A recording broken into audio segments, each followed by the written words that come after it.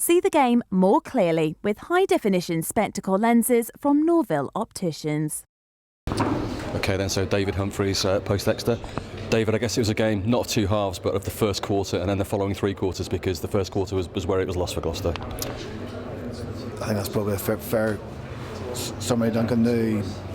Winning the toss, playing into the win, there's always an element of risk. We knew that we had to avoid making mistakes early on. Unfortunately, we made 2 or 3 mistakes, which we paid a big price for, 3 tries. And in conditions like that, 19-0 down, it's a difficult way back. But I thought the players showed real character. I thought they worked incredibly hard and battled right to the end. But I'm disappointed not to get a point from the game. In fact, in the second quarter, Gloucester played it exactly the right way, playing into the wind, kept the ball in hand, played multiple phases. It was just frustrating we couldn't come away with anything before half-time. It would have made such a difference.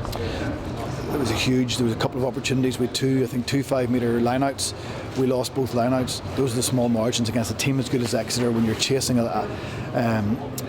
chasing to make up the balance. It's just difficult, and you know those opportunities don't happen very often. So today, that's probably the thing that we come away with most disappointed, because otherwise I thought, as you said, we played some. Once we came to terms with the weather, we played well. And second half we controlled field position and territory.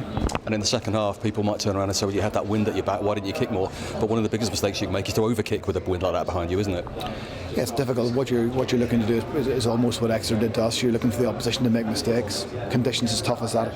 The way Exeter's hard pressing defence, it's very hard to build multi-phase after multi-phase. You run out of steam, the opportunities to go wide aren't really there. But we scored one nice try, and look, we'll be disappointed not to really have given ourselves the opportunity to get the bonus point. And yet those first scores in the first quarter notwithstanding, there wasn't actually that much between the sides in the final 60 minutes, and with the Chiefs going so well at the top of the table, it's got to be encouraging, because you know that we're not that far away. There's some games you go away from hugely disappointed by the result, of course, but also sometimes how you've played. I think today we are disappointed with the result, but there's nothing between the two teams today apart from a couple of bad mistakes. You know, and those are the bits if we can cut that out, we know that we can play rugby. We know we can compete with anybody, but that's part of what's been a little bit. We've talked about it, you and I, on a number of occasions, the consistency to our performance. But today I thought there were large parts of the game were very good.